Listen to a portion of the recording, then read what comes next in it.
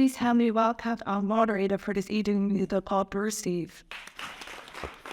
So, ladies and gentlemen, and I have the distinct pleasure of welcoming a great filmmaker, Bob Rafelson, who is going to talk to us and be with us tonight.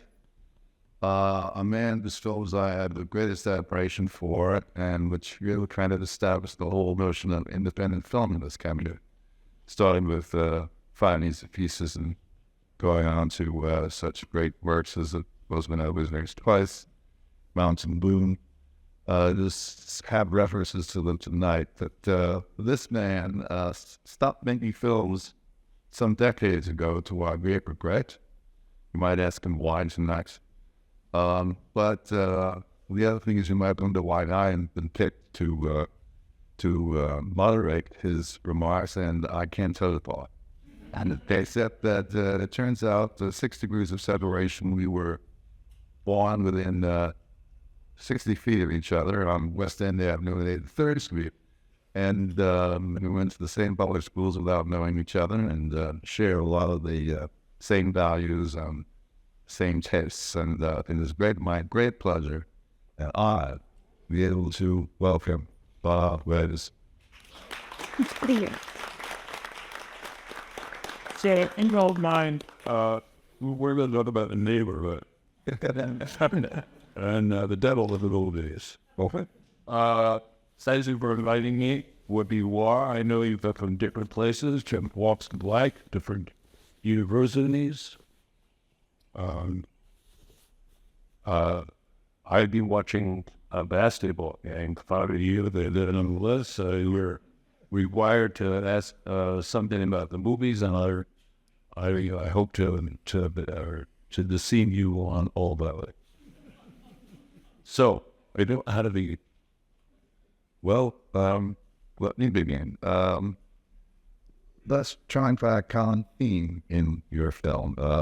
Your films, you probably don't think of these terms, although the people listening do, or sometimes do. And I found a common theme in your film. Common theme that it's a bit that thing why, and so you were one of the first people to use in a sure mental way. The first movie, let me go back a little bit. I don't mean to be sentimental, but there was a film club, an underground film club in Los Angeles, and that's a strange location for anything underground. So to most everything is above board and rather commonplace from my point of view. But they were showing foreign films, experiment with films in this club, and it was in the theater dark, and there was somebody there who was having a visceral response to the movie. When he liked something, he would jump up on his feet and scream, get excited. And I did the same thing. And there were only two of us in the theater who seemed to respond that way. And eventually I sought him out. And we'll not forget off it. And I asked him if, at the time, I was working on a television show called Monkees. How many of you have heard of it? I'm just sure you were kind of bad taste, but right, so I asked if he would write my first movie, was to be my first movie with me, and by the way, he produced it. Now, at the time, he was an out-of-work actor. And the movie was called Head. Simultaneously, we were readying the film, my small production, I mean, my partner, called Easy Rider. And we decided to call the first movie Head so that we could present Easy Rider by saying, from the guys we gave you Head. And nobody went to see the movie, so and being fail, I turned out with luckful. But during that time that we were writing, and an actor's basement, a fellow named Harry Dean Stanton, and his basement, where Jack had a cot, a little bedroom. Jack can't go out all parts in the movie, and everything else, everything that he expressed, it seemed to be some kind of performance.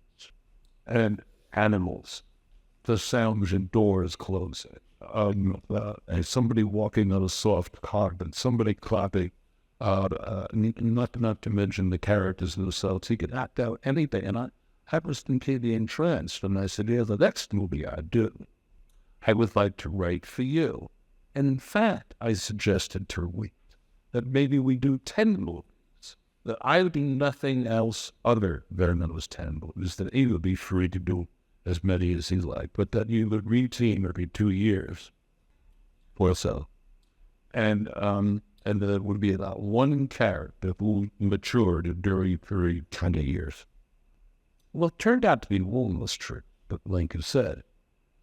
Jack and I worked together either as co-writers, co-producers, my producing picture he directed, or the many pictures that I directed his.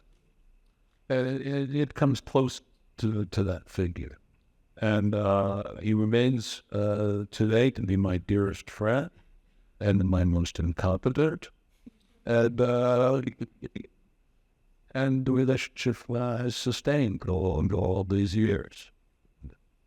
Another, talking about 60 years of separation, Washington's Wood, I saw an actor named Volker, who looked familiar to me, actually turned out like David Mamet. He was one of the first to do David out of an acting role.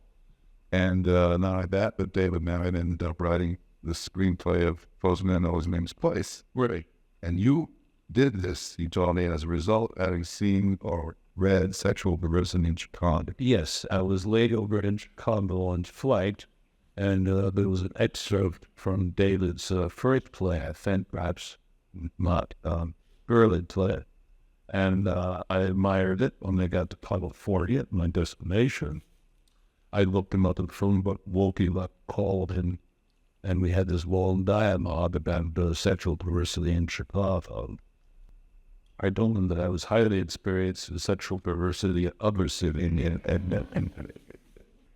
But eventually, when I came down to finding the appropriate writer for Postman, the man seemed to fit the bill, and it was his first read that on it.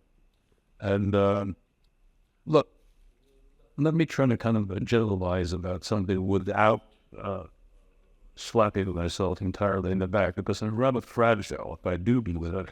When throw some bones out, but the origin of the company that made so many of these movies, like Finance and Diesel, the Easy Rider of the Last Picture Show, was a theory that I had, and when I posed to my not yet part of the soon to be part, that America had enormous reserves of talent, but no talent to recognize.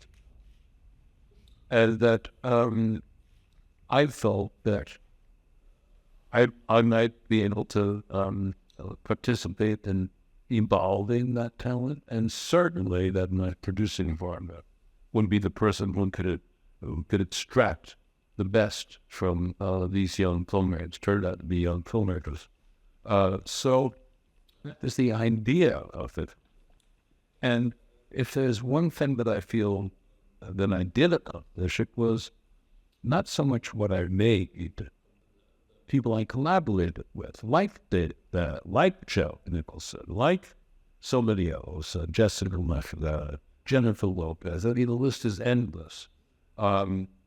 And that I was really lucky. And also, it's hard work. Do most of you want to make movies in this room, or porn movies, or what do you want? Who wants to make movies? Show of hands. Okay, and the rest of you just want to watch them? Okay.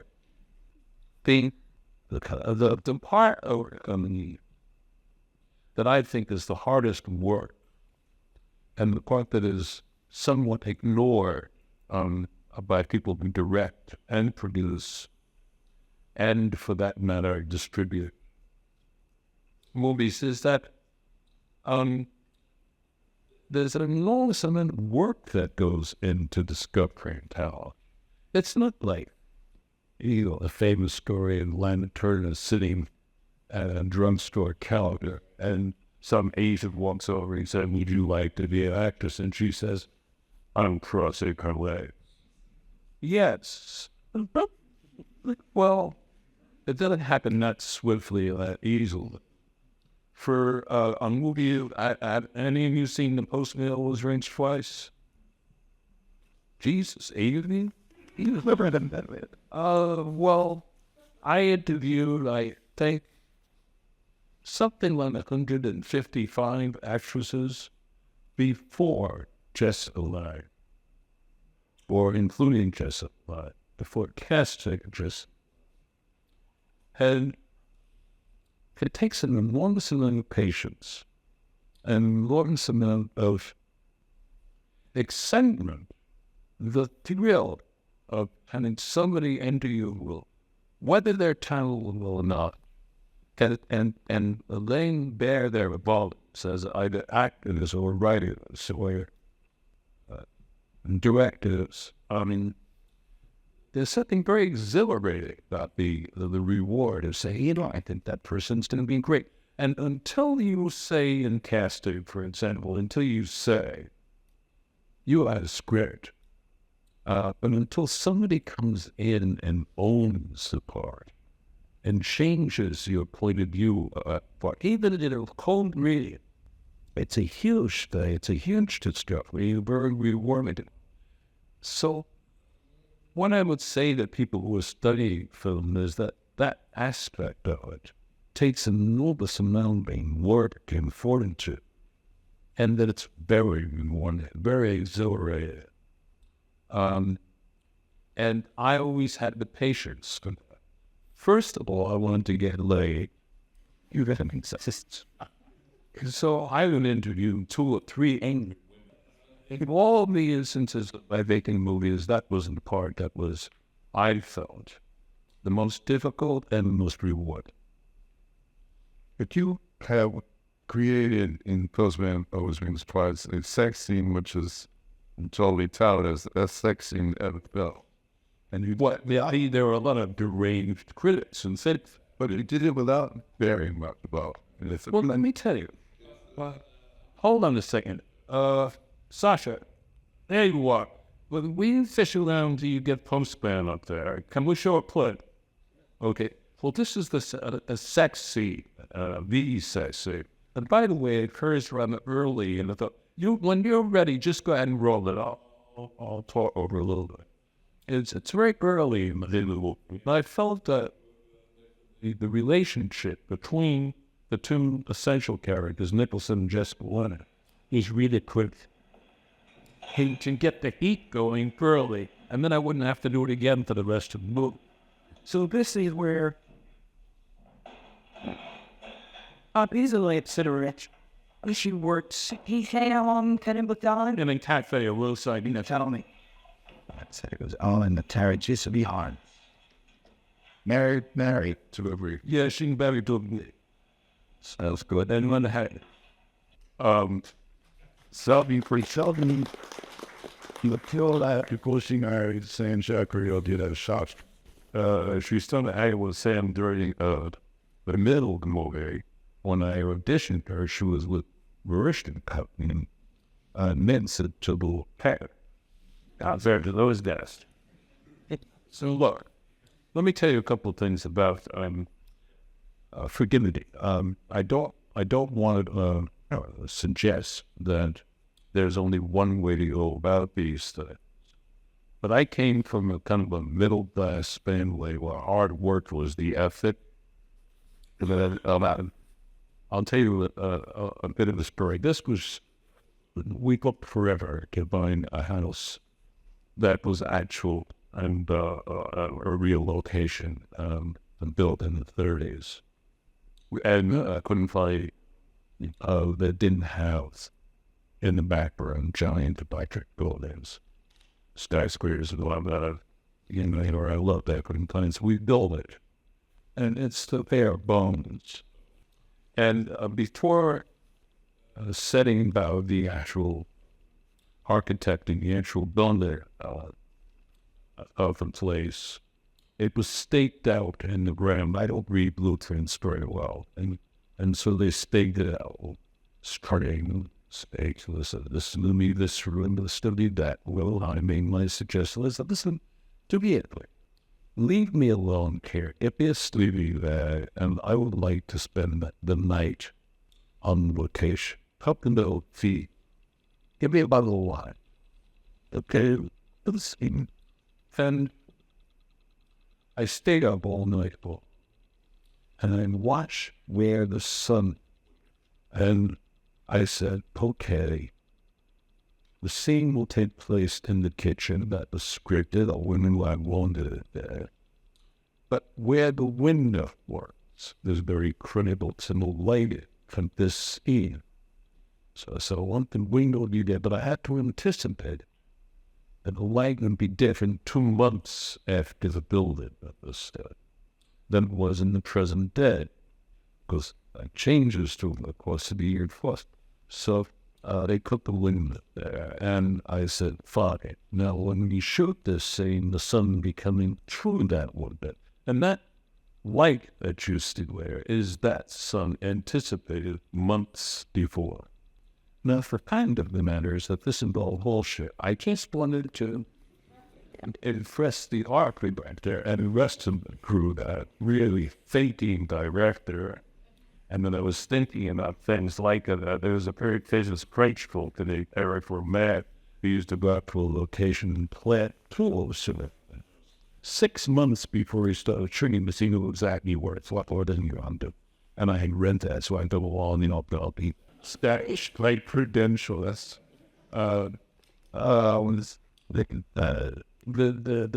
scene was X-ray when it first came out, and that's a story I had also. But largely what we did was, they said, well, I set this up, mostly having to do with their genitalia, and I said, well, I just darken the print, and then we'll see the hair of the little, and we did. Rather than the picture was released, we wiped the print.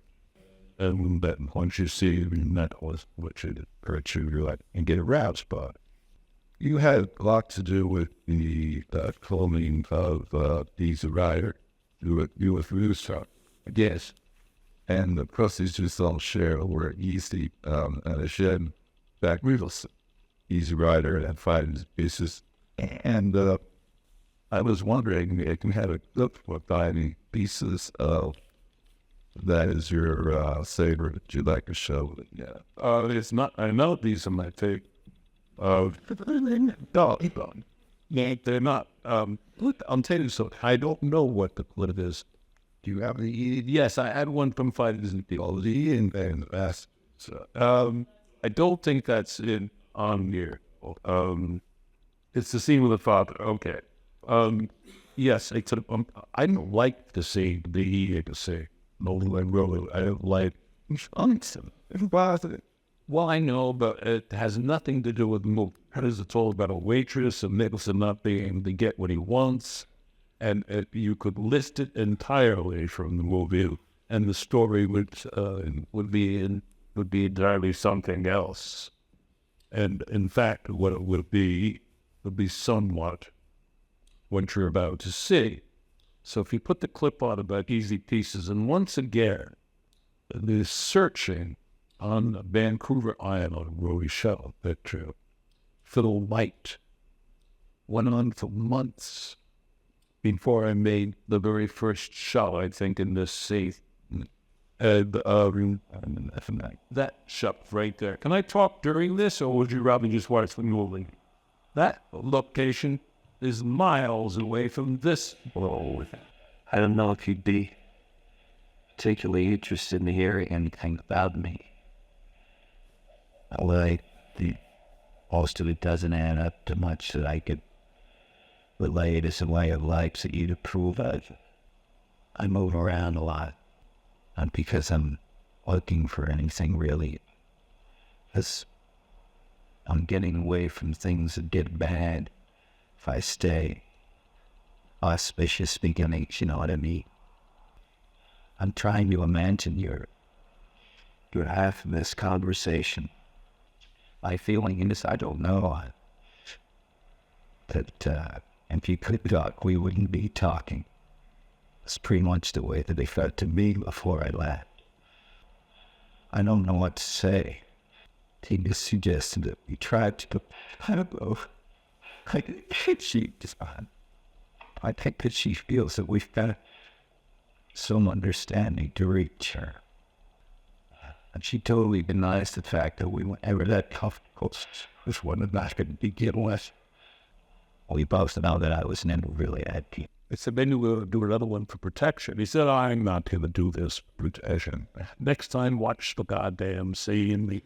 When that Sydney stormed up to set, so there's only one take of that scene. It was all done one take. And by the way, that's true of the sex scene as well. Only one thing, two cameras spend like this. England Bang, this cameraman and myself, he did all the photography. And I talked through the sex scene, all through it. Now hold her breasts. Now take her brother. Now kiss her on the lips. It was weird. You know, well, it is, you know, to tell somebody how to make love. Yeah.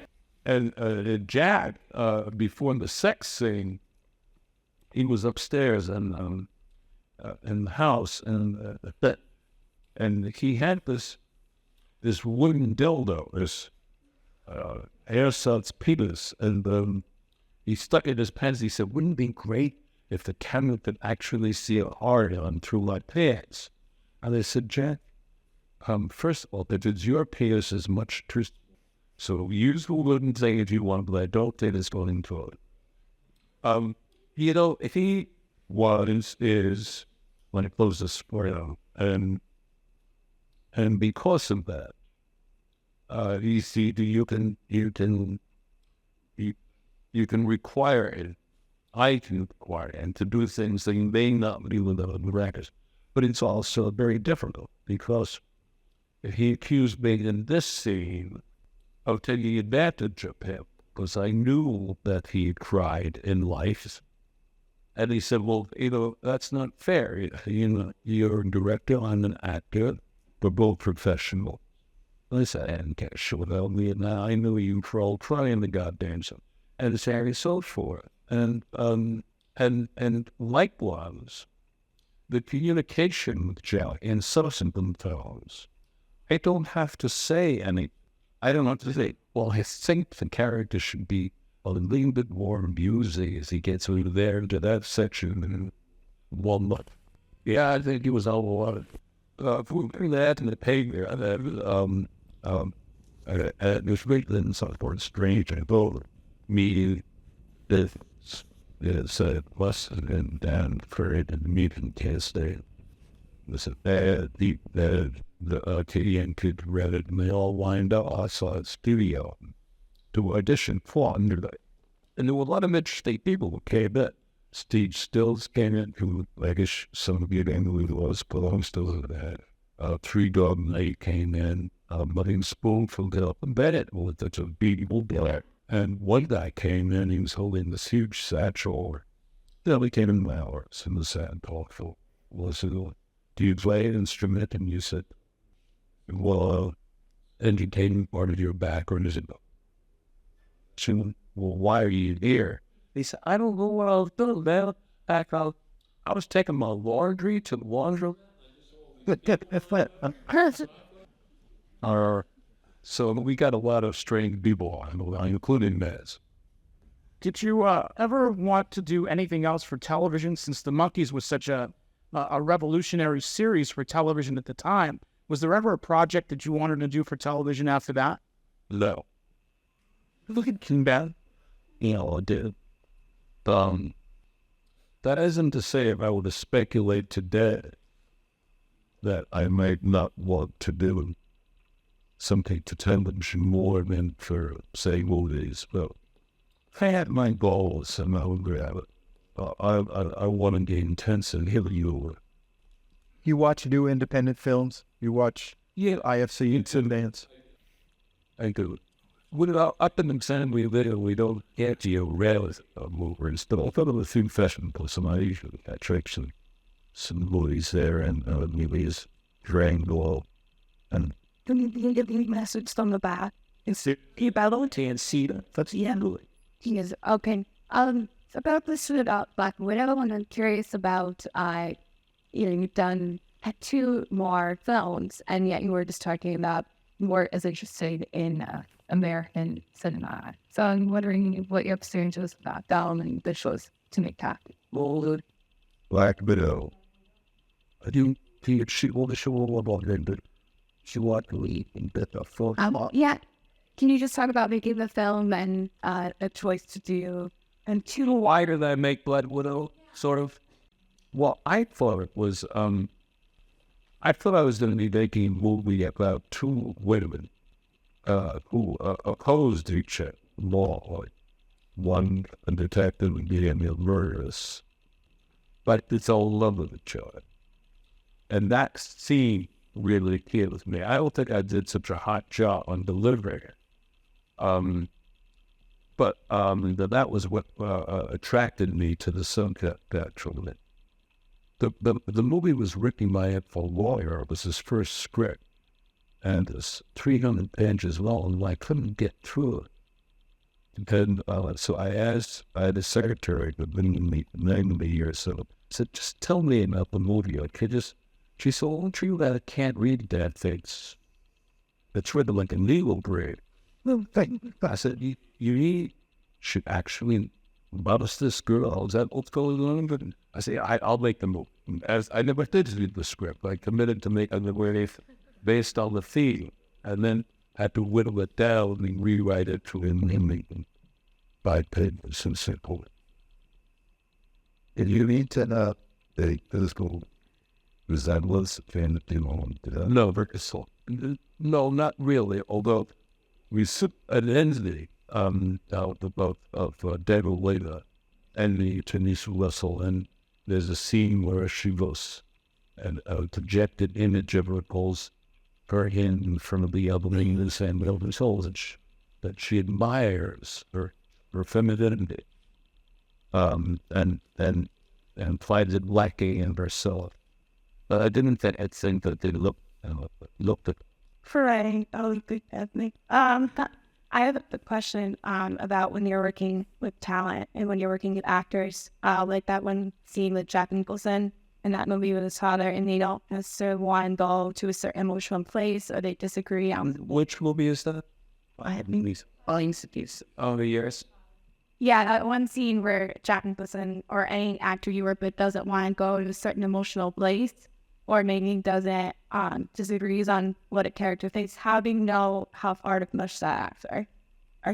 How far to go? Yeah. How do you kind of... You take the trigger and you pull it out. But pull it back and hear it more.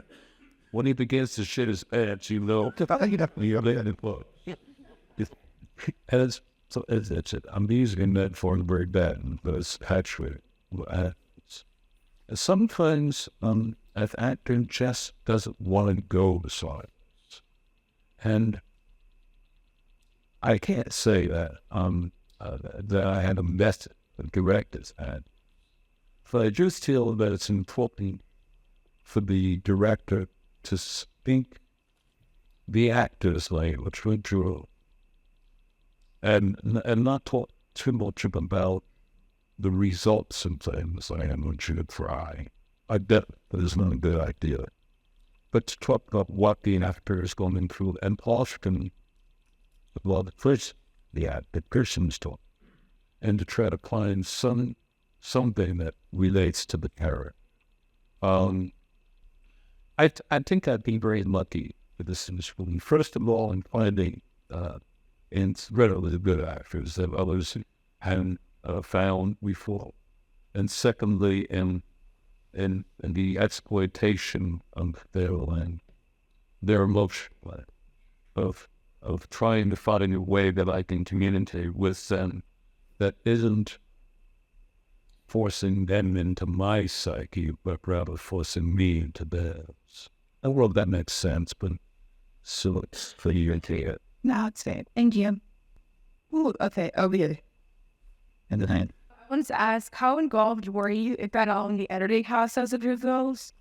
How involved were you in the editing process? Oh, totally. Totally. To me, that's the magic of the moment that you have an idea, a concept for a title. If you make films, you make always very infrequently these concepts for a film. We come along every now and then. It'll have it every 2 weeks, and you make 100 films, and it's finalized to 9 10. So that's an inspiration. And you go, oh, I know, I want to make a movie about 2 brothers. And it's all said for you with this, that's the Rafelson said. And then you just work very deliberately thereafter finding a script that suits that concept. And then after that, you begin to cast, and suddenly the very things that you thought that person were, the character, has altered entirely because the actor isn't like that role and has inspired you to think beyond what the limitations of your own right or your imagining. And then you shift it and call along your delivery on some initial thrust, some conceptual thing about what you wanted to make. Only when you get to the end do you discover that you didn't know at all what you meant. And I have no idea. And that the real dystopia fell. There's going to be any edited world. And that's happened. I sleep in the alley, what it did. I think I had sizable fights where I got to put a little leave them alone and I had to showing the ass as one. And I enter, somebody's asking me before there was, I missed Maggie Roney's a lot. The energy that I found in the editing audience is stressful. It's disturbing to stay there 15, 16 hours a day to set hot, drink coffee a day, and just imagine it. But it is inconceivable to me that a sheet, that frame, that I won't be know exactly what was in the film. It's the only thing I have memory for. I don't remember the shoelaces and my shoes, and I don't remember the infant items. And I sometimes forget my, but I remember every single frame of the film. I get that all night long and re-edit and re-undo. So I think it's really the array important choices about making movies. It perhaps the most important. And if somebody was to get into making of movies, I can think of no place better to begin than me at it. We learn the most. And it's also when you learn the most about yourself. You know the soul you're doing. And how outlandish was your aspiration to own the first scene. How to rectify it, how to alter it, and maybe some love. I asked you about what do you think of, and would you be attracted to the kind of television series and a Breaking Bad, The Wire, all that? Because, do you know, I've only seen one. I think they would never be. It kind of that. That's what they did the DVD. There's a bit of DVD movies recently, early films first called. What's the criterion? Yes, the BBS story, Lost and Found. Lost and Found. Yeah. And they asked for to put the outtakes. And I said, well, look, I was very privileged when I was making those movies and others as well to have final cut, which means that nobody can alter on the movie that's made besides me. And since I haven't done which an execute with, I see no reason now to alter my point of view and say, oh, wow, there was this scene, I should have left that in. There was that scene, I should have left in it. I never wanted to do that. So they said, well, here are the outtakes. It was about 20 seconds worth. Every frame was in the film. That's not true of all, so it was true of the Monkey movie. And Yeah, I was just wondering what you found about the Monkees concert episode that they filmed. Was they outtakes from that? The Monkees concert episode that they filmed? I had nothing to do with that. Oh, no. What do you think of it, though? Can you move on from the Monkees for a while? There might be a student who wants to ask the question, Monica. you're not completely in the dark. Okay, go stand up. The whole play. You're speaking up. Okay.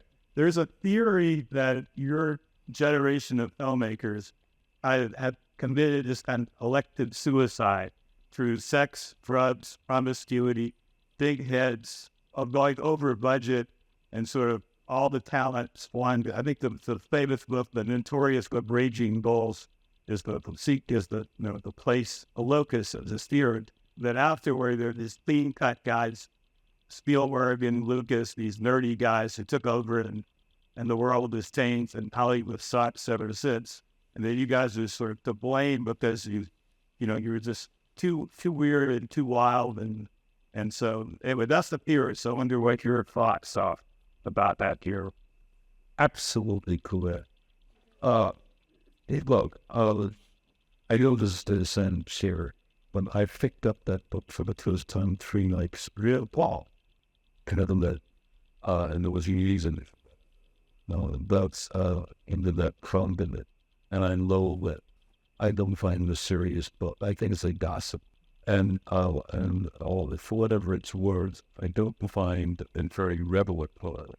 It's think about young, aspiring artists as being self-indulgent. The fortune big lazy.